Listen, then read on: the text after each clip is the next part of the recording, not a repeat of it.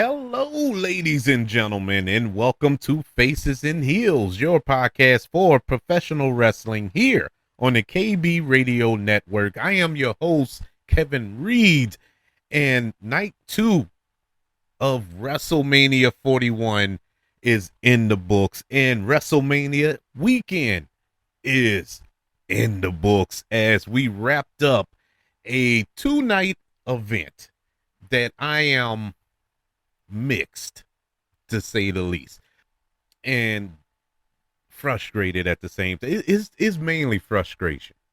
There's a lot to take away from this year's WrestleMania that is exciting. There are some exciting matches that took place over this past weekend. We had 14 total matches over the last 2 days. And quite honestly, I can only think of 4 that I was like, yeah, this is WrestleMania. The rest, the rest, you could have slapped on SmackDown. You could have slapped on Raw.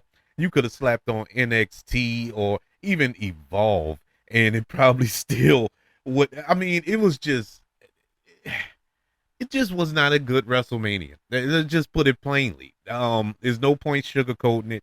There's no point trying to dance around it. This was not a good WrestleMania at all. And this was the first time since they switched to this 2-night format that I really felt like, man, they could have just did one night and got it over with. It was no point to do 2 nights. This was pointless. Truly pointless. Last night, night 1, Saturday night, I would say that it started off bad. The matches weren't all that good until the main event that saved the night. We fast forward to tonight, night 2. The preliminary matches, I guess you can say, were really good. And then the main event was lame. And that's the only thing I can really do to describe that main event was lame. I am so disappointed in this WrestleMania. But in the interest of fairness, it wasn't all bad. This wasn't a dumpster fire, in the sense of every single match made me mad. I've seen premium live events like that. I've seen WrestleManias like that. And so it wasn't horrible, but it just wasn't good. It didn't feel like WrestleMania. I am. I mean, I can't even think of the words. I can't put it into words how to describe this, man. It is a big letdown, truly. And the mere fact that you sat here for 2 nights straight, 2 nights, went through 14 matches and wasn't satisfied. I can't believe it, man. Because everybody here was main event talent. Everybody spanning both nights are main event talent. Could have easily main evented either night. They are phenomenal in the ring performers that they are, but it just wasn't brought, with the exception of tonight. Now tonight, if I had to compare the 2 nights, this night 2 was much better than night 1, at least the first half. And I think it's my fault. I think I jinxed it because I went on online and I tweeted that after the third match, after the which match that was, the Intercontinental Championship match, I was like, man, we're 3 for 3 tonight. And from that point on, it just went down, and it got progressively worse every single match after that. But don't take my word for it. Let's run through them. Like I said, it's late. It's no point staying up all night going over these matches because, to be honest with you, only 3 of them you can really elaborate on, really get hyped up for. The rest of them is like whatever. And so let's start off tonight. We had 7 matches tonight. 7. And just like last night, we kicked off with a bang. And that is an understatement. We kicked off with a fire, fire triple threat match for the women's world championship between the champion Io Sky defending her championship against Bianca Belair, who won the Elimination Chamber a couple of months back in order to face Io Sky and Rhea Ripley. To say that I was excited for this match leading up to it, that wouldn't be accurate, because I didn't want.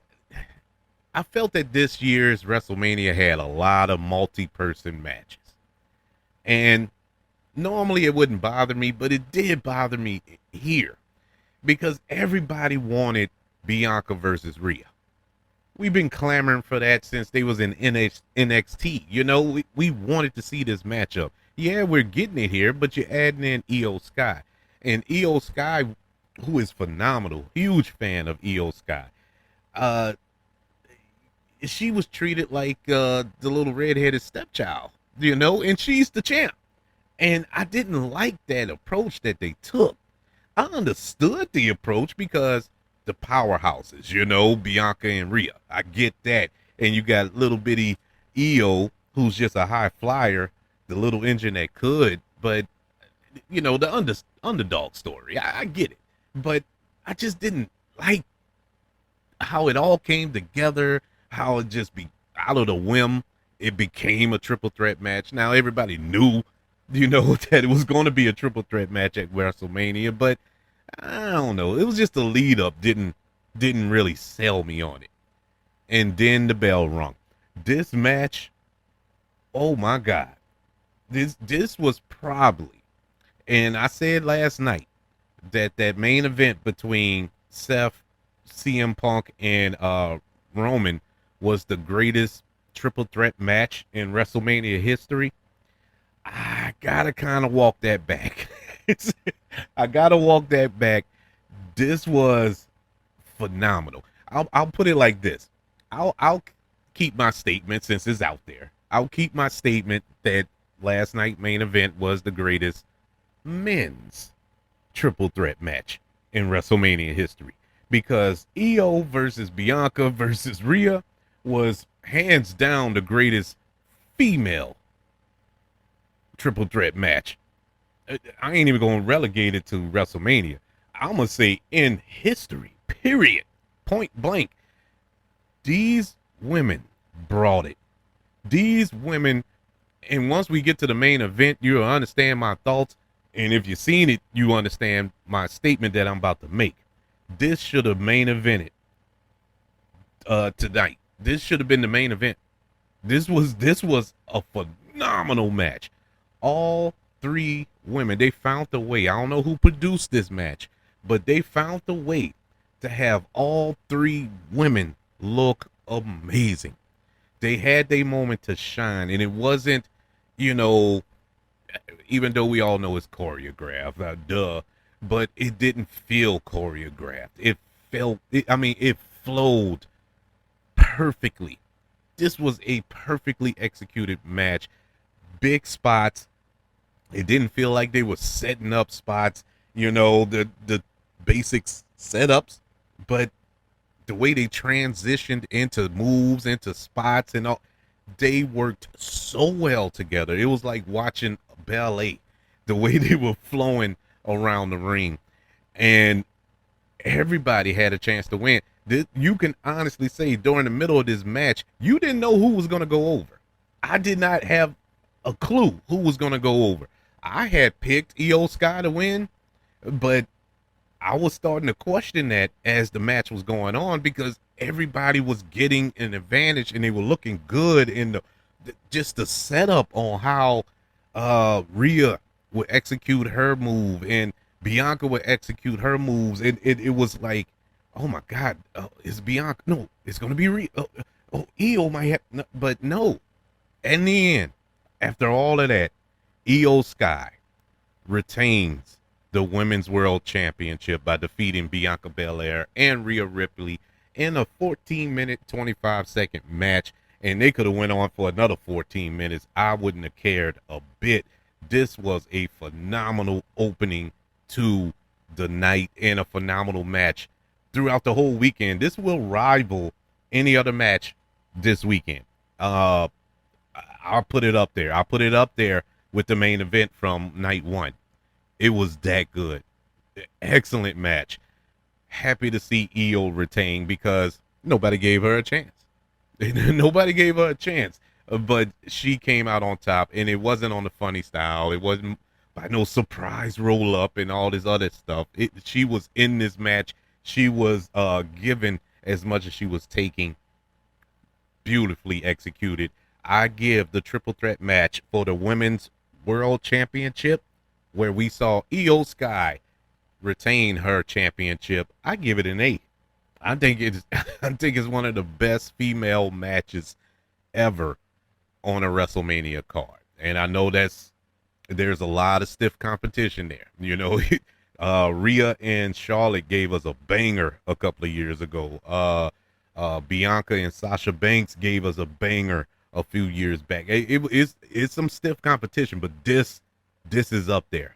This will go down as one of the best. We move on to our second match of the night, and it was a Sin City Street fight between Drew McIntyre and Damian Priest.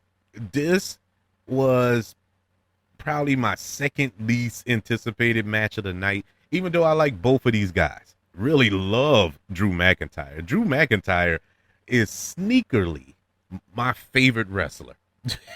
You know, he is up there, man. I love everything about Drew McIntyre. I don't know what it is, but I just he entertains me. He entertains me, and boy, did he entertain me tonight. This was a great match. Damian Priest, I've been hot and cold with Damian Priest, especially when he was the world heavyweight champion.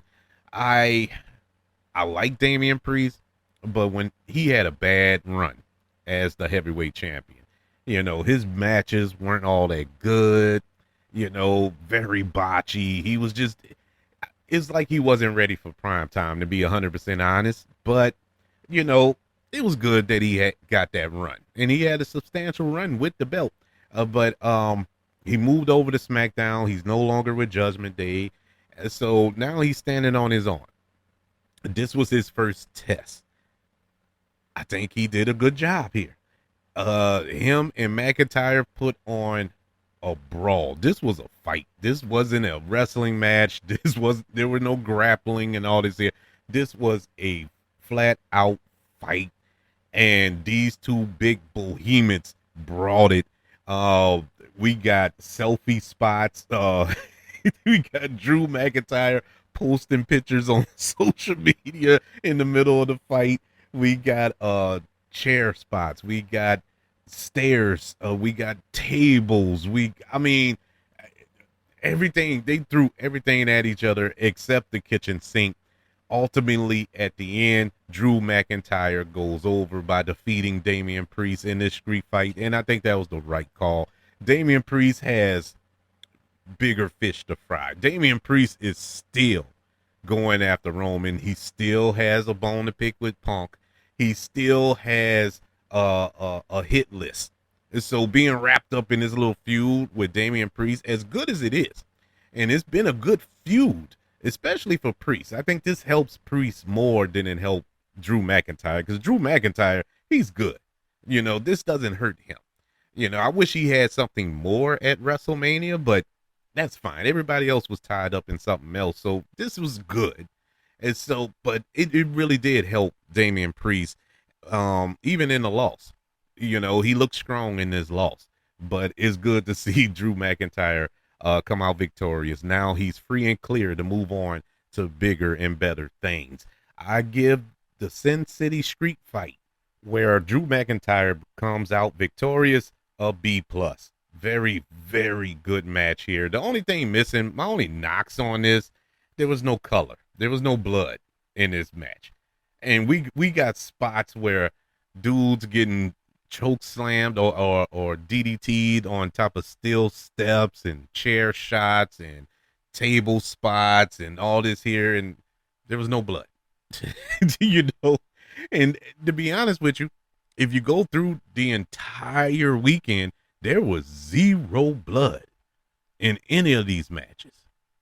And I was curious about that. And I really thought that, okay, they're saving it for the Cody and Cena match. You know, they're not going to bleed in every match. They're going to save it for that match because there's some heat there. But we learned, spoiler before we get to it, but there was no blood in that either. So I don't know what the reasoning behind it was, but it would have been nice to see a little color in this match. But besides that, this was awesome. We move on to the fatal four-way match for the WWE Intercontinental Championship, where Braun Breaker defends his championship against Dominic Mysterio, Finn Balor, and Penta.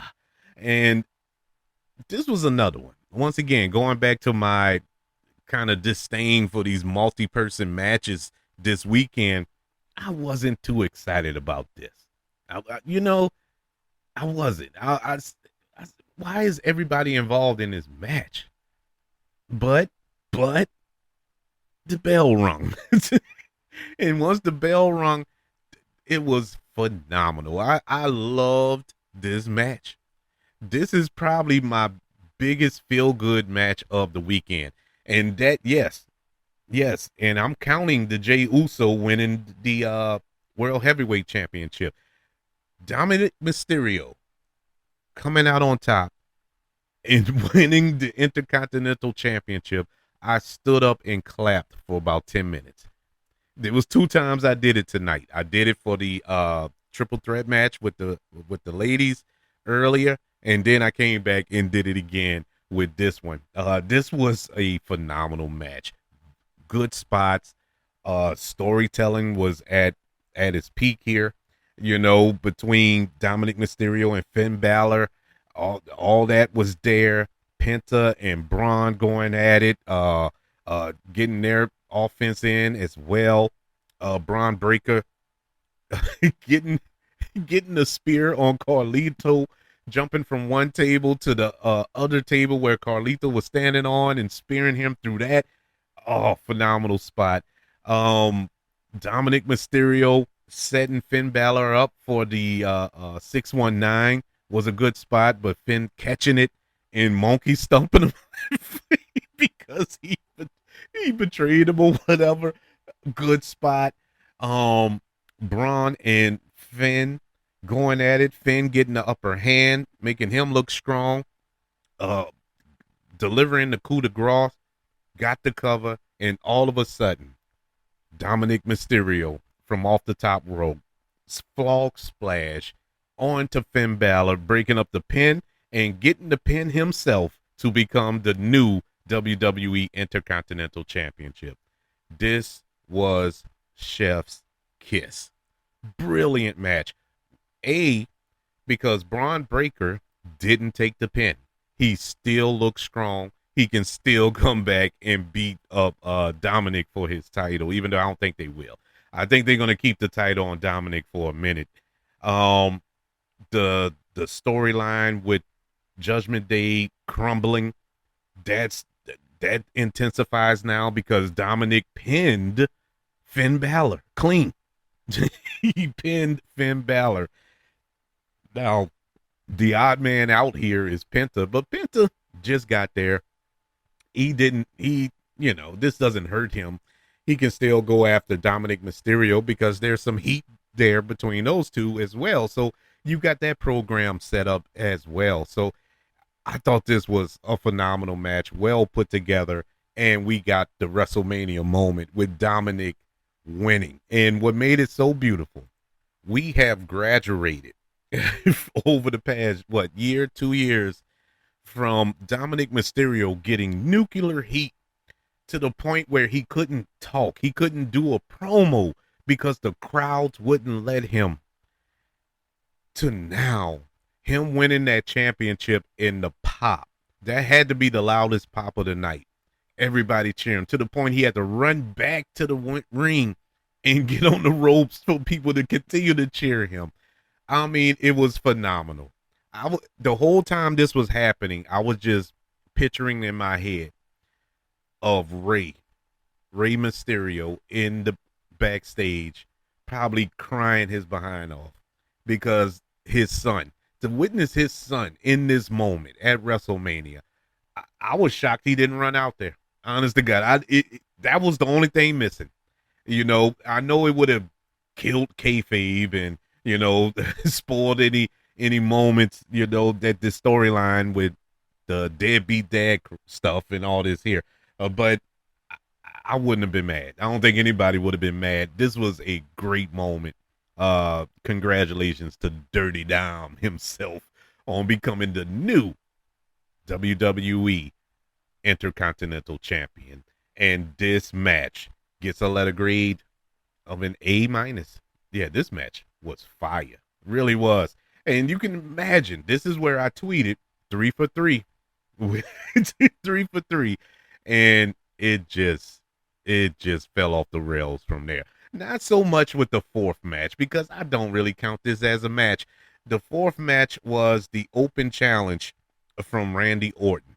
We know the backstory of Randy Orton and Kevin Owens were scheduled to have this match, but Kevin Owens discovered that he needed neck surgery, and he had to pull out of this match. And so the big question mark, who was going to be Randy's opponent, if I can get it out, Randy Orton's opponent at WrestleMania. Nick Aldis' name was thrown out there. My personal pick was Miro or Rusev, whatever you want to call him today. That was my pick. I thought that was going to be the no-brainer. Some people were saying Aleister Black was going to be it, or some other random person. Well, out of all the names that ran through my head of who can come out, I even thought that Kevin Owens was doing a swerve, and I thought Kevin Owens would come out and just beat Randy Orton half to death or something, and that was just a shot in the dark, but I just wanted to keep my options open in case it happened. But no, that wasn't it. You know what was it? They said his name and he appeared. Yes, Joe Hendry, the TNA champion, had a match at WrestleMania. Do you realize how significant that is? Yes, it was a 3-minute match, but it wasn't a squash match. Joe Hendry got some real good offense in. It was a good match. It was nice. It was a showcase thing, and I keep calling it a match. It really wasn't, but it was a showcase thing. And I saw some people online mad because they disrespecting TNA, beating their champion so quick or whatever. Let me tell you something. The TNA has just got the biggest promotion of all time. You had their champion on WrestleMania, wrestling at WrestleMania. It didn't matter what they did to Joe Hendry. The fact that he was there was the biggest bump for TNA you can ever get. And Joe Hendry, this doesn't hurt him. This not going to hurt him at all. He's TNA, but it was good. They didn't just squash him. Like I said, he got in offense on Randy Orton. And for one moment, I actually okay, this may go a while with, but the dreaded RKO put an end to that. And Randy Orton defeats Joe Hendry by pinfall. Yeah, it was nice. It was cute. And quite honestly, I don't even know how to grade this because I don't even look at it. I can't look at it as a match. Sorry, I don't know what to say about it. It was entertaining. It was entertaining. It was good to see Joe Hendry. Happy to see Randy Orton get an RKO at WrestleMania. So life is good. But quite honestly, they could have saved this for something else. They could have put something else on the card. They didn't need to do this. Since he didn't have his opponent, he being Randy Orton, since he didn't have his opponent, he didn't get a match. I know it's unfair. It stinks, but at least he wasn't Becky. But not Becky, but Bailey. But we'll get to that in a few minutes.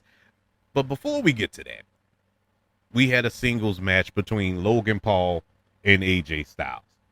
A match that I did not care for. I like AJ Styles. I'm an AJ Styles fan. Really, really like him. I am not a Logan Paul fan. As a person or whatever, I just don't like Logan Paul.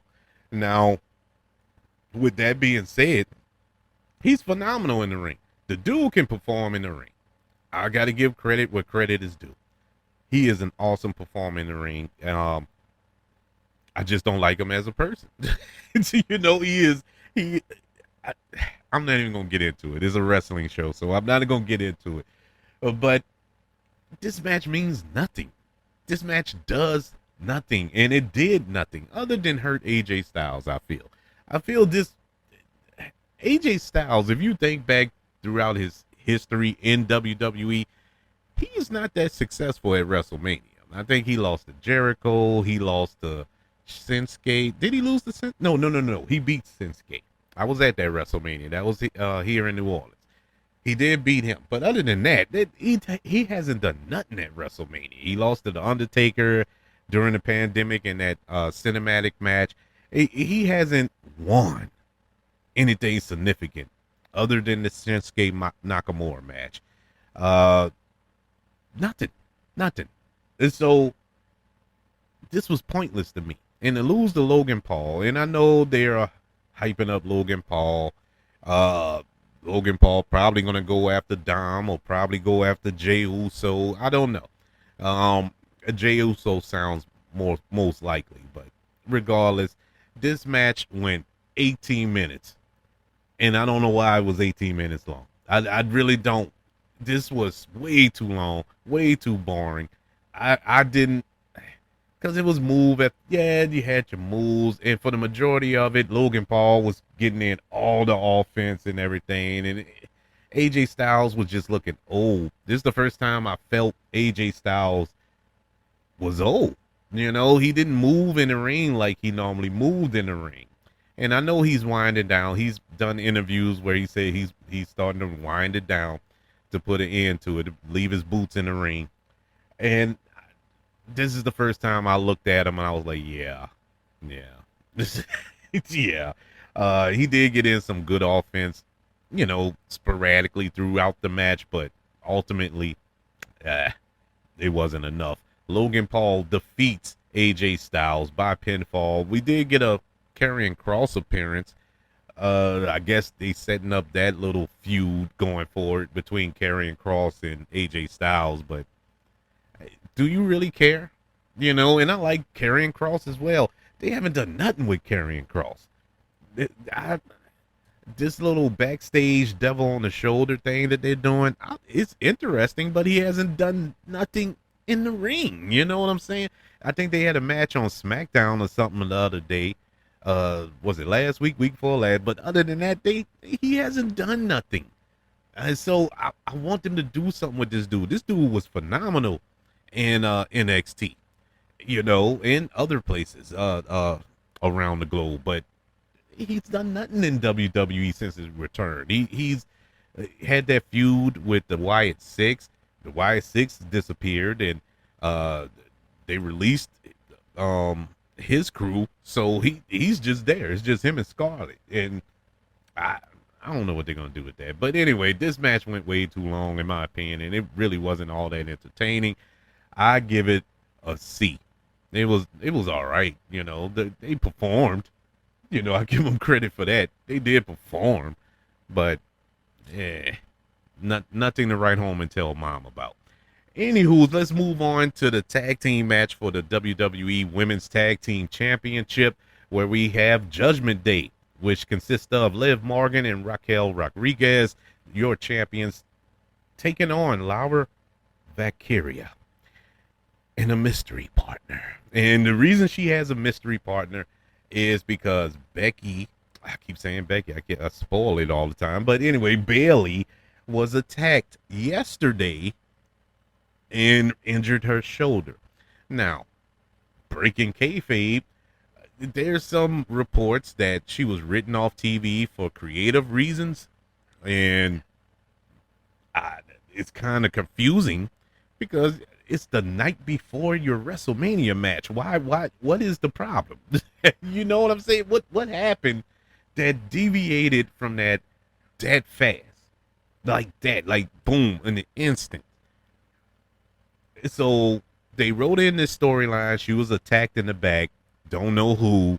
And Lara has to find a partner. Well, instantly, everybody and their grandmother knew it was going to be Becky Lynch. So Becky Lynch does indeed come out. She returns and helps Lara. Now, the problem I have, you're not going to find a bigger Becky Lynch fan than me. Love the man. Awesome, awesome. She is the female Stone Cold in my humble opinion. But I don't like how they did it. If they wrote Bayley off of TV just so Becky Lynch can come back, that is bad business, man. Triple H has lost some cool points with me on that one because that's not right. Look, all of what Bayley has done to get to this point, we went through gauntlet matches just last week for her to get in this match. You know, her and Lara going at it for the Intercontinental Championship for weeks. Nothing come of that. Her and Roxanne Perez, they were setting up to have something big, possibly here at WrestleMania. Nothing came of that. Then we get her and Lara about to challenge for the championships. The day before, oh, okay, well, we're gonna go a different direction. I did not like this, and it kind of, to be honest, it kind of caused me not to pay much attention to this match. I was watching it, but it was just on. I was just looking at it. You know, it wasn't, I wasn't into it at all, and didn't care. Didn't care the outcome. And when I mean, because I knew what the outcome was going to be. If Becky Lynch came back, as soon as she walked out of the back, I'm like, well, they're going to win. You know, it didn't make sense to watch. And and just like I thought, that's what happened. And Becky Lynch pins Liv Morgan, and now Lara Valkyria and Becky Lynch are your new WWE Women's Tag Team Champions. This match went 8 minutes, almost 9 minutes, and that was too long. And it just, I don't care. Now, if this is setting up for something between Becky Lynch and Bayley, if Becky Lynch was the attacker and Becky Lynch is turning heel in order to go after Lara Valkyria, okay, that's interesting, but they're tag team champs now. I mean, granted, I could care less about the women's tag team championship because they've done nothing with them. There's no value to it. The only time it actually had value is with Liv Morgan and Raquel. I don't care any other way. Now, I think they being Lara and Becky, I think they're going to be on NXT Tuesday because they have to defend them on NXT this Tuesday. Hey, whoop-de-doo. It's whoop-de-doo. But I don't care. And it's sad because I like Becky Lynch. But I give this match a C-. That's the best I can give it. Because like I said, I didn't really tune in. It was just there. I was zombie watching it. But regardless, that brings us to the main event. The main event, coming off of the heels of the greatest heel turn of all time with John Cena, as he will challenge Cody Rhodes for the undisputed WWE Championship. A lot of question marks going into this match. Number one, can John Cena put on a 20-minute match? Can John Cena perform? Because he hasn't performed in a long time. He hasn't won a singles match in 7 years. I think Pat McAfee said that during the match. I'm like, okay. Now, I had picked John Cena to win this match because of some bumfoolery. Now, we did have bumfoolery at the end of this match. Not the kind that I was expecting. This was lame. I'm sorry. I don't even want to go through it all because it was just that lame. It makes my head hurt. This was lame. John Cena, he tried his best. I give him that. I give him an A plus 100 for effort. He tried his best, to look kind of fluid in the ring. Cody Rhodes, he dumbed himself down for John Cena. And that's where I'm upset with it. I've seen Cody Rhodes go the distance with Kevin Owens in that ladder match a couple of months ago. Epic match. I mean, you got ladders and tables and big spots and all this here. The fast-paced match going 100 miles per hour. And then we get to this. And you're in the bike lane. You're just walking, man. And it's like, oh my God, bro. Instantly, I knew John Cena was going to win. Now, yeah, I picked John Cena to win this in my predictions, but I wanted to be an actual good match. This was a horrible match. Horrible. If you think anything about this match was interesting or entertaining, I don't know what to tell you, honestly. And I know it's all subjective. I know you're gonna have Cody fans that think, "Oh, it was good. He carried the match." Yeah, he carried the match. But man, come on, this shouldn't have been the main event. This shouldn't have been a WrestleMania main event. They could have saved this for Backlash. They could have saved this for Money in the Bank. Anything. This was lame. We've seen John Cena. John Cena had, now I know he got 5 moves of death, or five, what is it? The 5 death moves or whatever. 5 moves of doom. I don't know why I couldn't get it out. But anyway, the 5 moves of doom. Okay, he had 6 tonight because he was doing a lot of a lot of kicks, which shocked me. I'm like, man, he got his leg up for that. It's good on you, John. You stretched before you came out. But that was it. It was nothing else, man. It was all blunt force trauma. It wasn't any other moves. It was all power moves. And Cody was just, I don't know, he was just there. He was just there. And so after all of that, nothing was working. We got a rep bump. Once the ref took the bump, I was out of it. I was done. Honestly, I checked out. I started getting my notes ready for this show. I was like, man, I'm done. I'm done. Then we hear the theme song of WrestleMania performed by Travis Scott, and guess who comes out? Travis Scott. So that was the big interference. That was the big brouhaha of this championship match. Travis Scott interfering, pulling out the ref, getting into it with Cody. Cody gets his receipt, puts the crossroads on Travis Scott. Whoop-de-doo. So we got that. John Cena about to hit Cody with the belt. Cody catches it. They do this fake little stupid tug of war with the belt.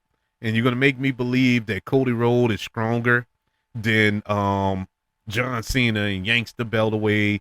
About to hit John Cena with the belt, and not good old Boy Scout Cody Rhodes. Oh no, I don't want to win that way. Even though you just fought Travis Scott in the middle of your match, but you don't want to win dirty. Whatever. After the man then kicked you in the ding ding at Elimination Chamber and beat you half to death. Whatever, Cody. Gets kicked in the ding ding again, gets hit with the belt. 1, 2, 3. John Cena becomes a 17-time world champion. The crowd went nuts. The crowd cheered. I cheered too, because I was happy that John Cena won the match. I was happy that my prediction was correct. What I wasn't happy about, how we got to it. It is, it is like, what was the point? What was the point of the heel turn? They could have saved the heel turn to this. It would have been more significant if he would have turned here, right here, tonight at WrestleMania. They wasted it. They WWE dropped the ball on this whole thing. They really did. And it's sad. It's sad. I don't know the reason behind it. I'm pretty sure Triple H is going to get up there and be like, oh, just wait. We got a plan. It's all going to come out and make sense. I know they're going to find a way to make sense of it all, but this is WrestleMania. I don't want to see it played out at Money in the Bank, at Crown Jewel. No, I want to see it here. That's the whole point that I took my whole weekend, Easter weekend, and sat in front of a TV for 2 nights straight. I missed the second episode of The Last of Us for this. I am speechless. I'm at a loss of words, man. And for Triple H to do that interview over the weekend and say that people shouldn't be critical. You should watch it as friends. Stop being so critical of everything. Are you stupid? Are you high? How are we not supposed to be critical when you put out garbage like this? Yeah, I'm a fan. I'm not a certified critic of wrestling. I do this as a fan. And I'm speaking my mind as a fan. This is trash. This is lame. You got to do a better job. And y'all know, if you follow me long enough, y'all know I'm all about story.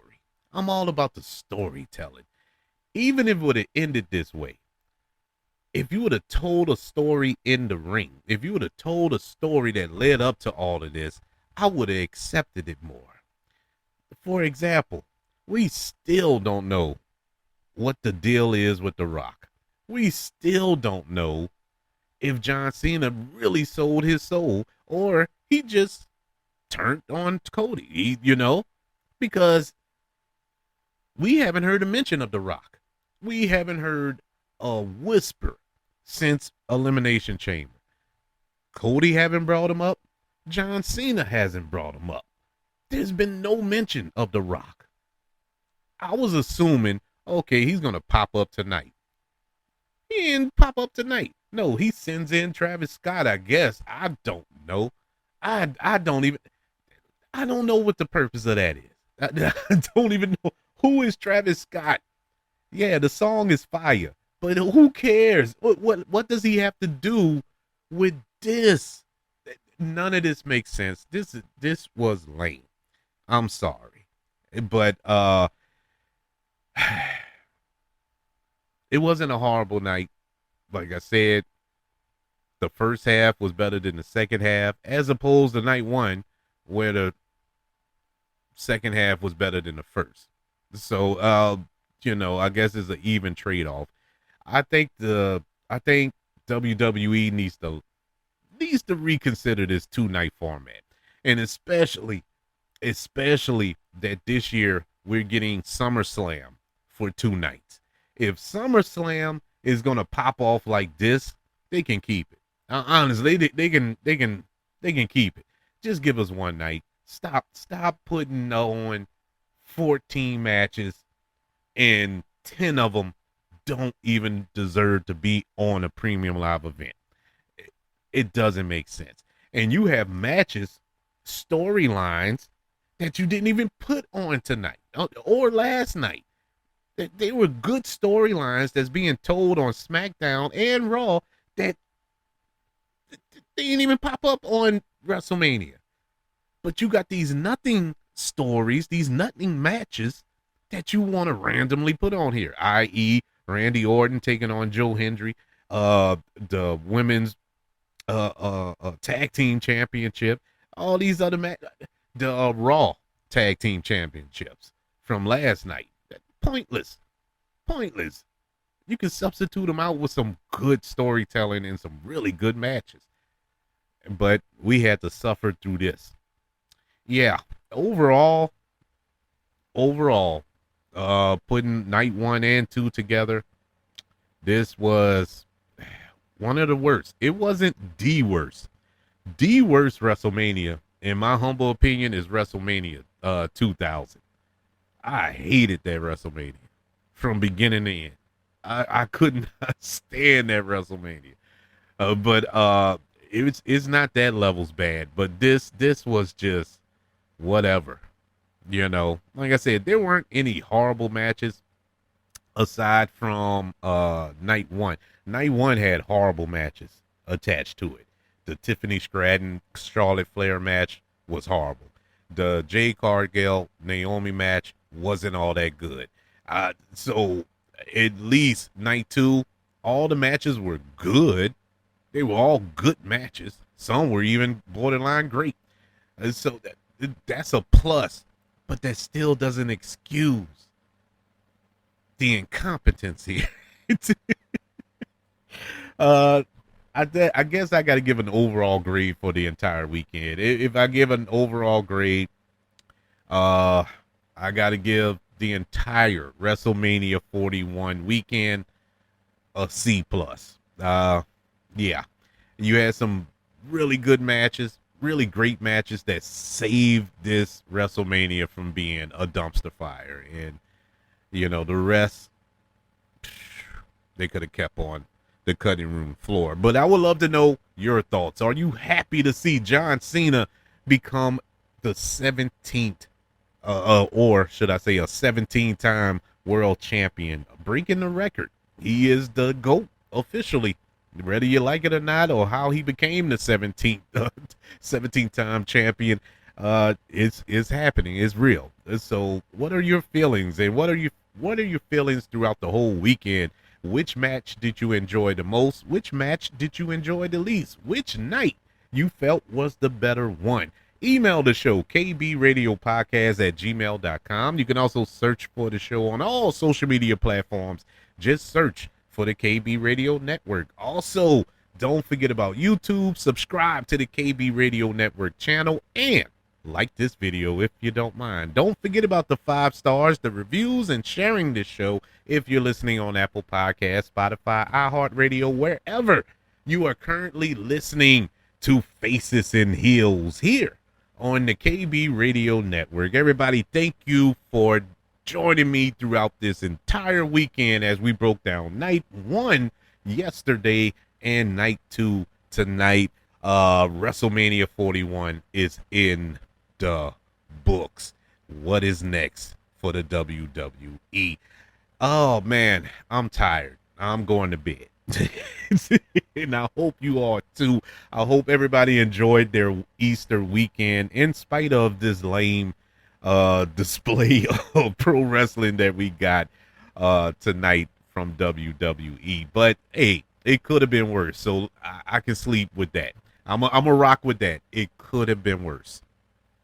And I'll leave it at that. Everybody, be good, be blessed, and I'll speak to you on the next go around.